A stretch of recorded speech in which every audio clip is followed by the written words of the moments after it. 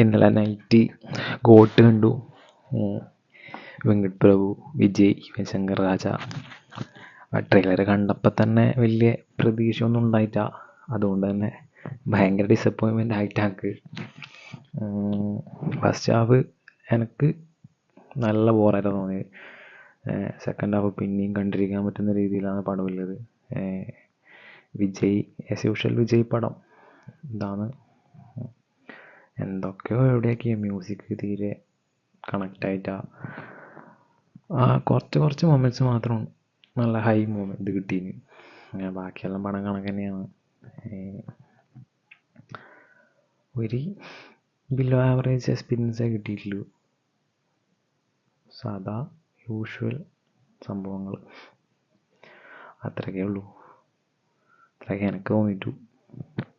നിങ്ങൾ